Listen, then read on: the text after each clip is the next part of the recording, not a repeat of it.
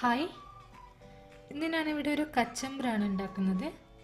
പൊതുവെ മലബാർ ഏരിയയിൽ എല്ലാവരും ബിരിയാണിക്ക് ഉണ്ടാക്കുന്ന ഒരു സ്പെഷ്യൽ സലാഡാണ്. കച്ചമ്പർ എന്നാണ് പറയാറ്. അപ്പോൾ ഈ കച്ചമ്പർ ഉണ്ടാക്കുന്നത് എങ്ങനെയാണെന്ന് നോക്കാം.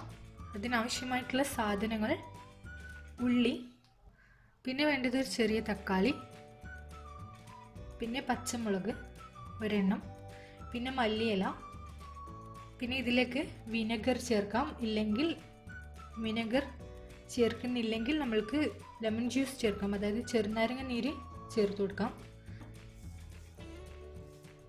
സോൾട്ട്,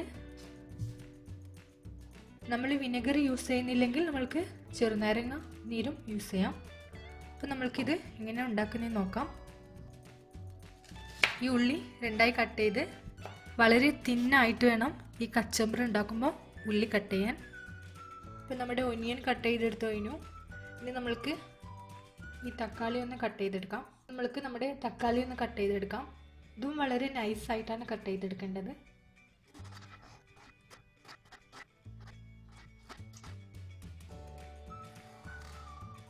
നെക്സ്റ്റ് നമ്മൾക്ക് ഈ മുളക് ഒന്ന് കട്ട് ചെയ്തെടുക്കാം.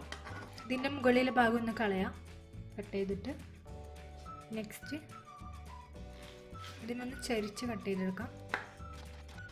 മല്ലിയിലയാണ്. മല്ലിയില നമ്മൾക്ക് ചെറുതായി കട്ട് ചെയ്തെടുക്കാം. ഇപ്പം എല്ലാം കട്ട് ചെയ്തെടുത്ത് കഴിഞ്ഞു. ഇനി നമ്മൾക്കൊരു ബൗളിലേക്ക് ഇത് മിക്സ് ചെയ്ത് കൊടുക്കാം.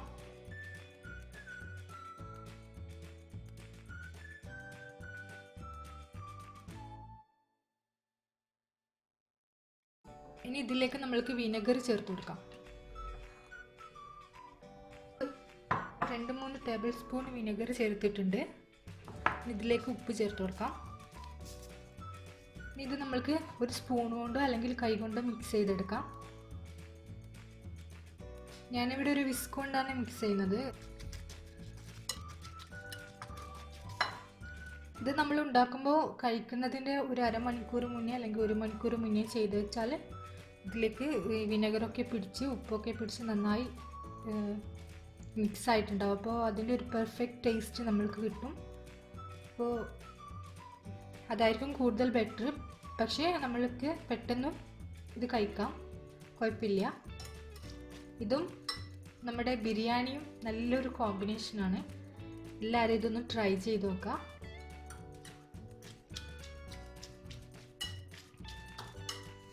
അപ്പോൾ നമ്മുടെ ഈസി ആയിട്ടുള്ള ഒരു കച്ചമ്പർ അല്ലെങ്കിൽ സലാഡ് റെഡി ആയിട്ടുണ്ട്. അപ്പോൾ നമ്മുടെ സൂപ്പർ ഡിഷ് ചാനൽ എല്ലാവരും സബ്സ്ക്രൈബ് ചെയ്യുക, അതുപോലെ ലൈക്ക് ചെയ്യുക, കമൻറ്റ് ചെയ്യുക.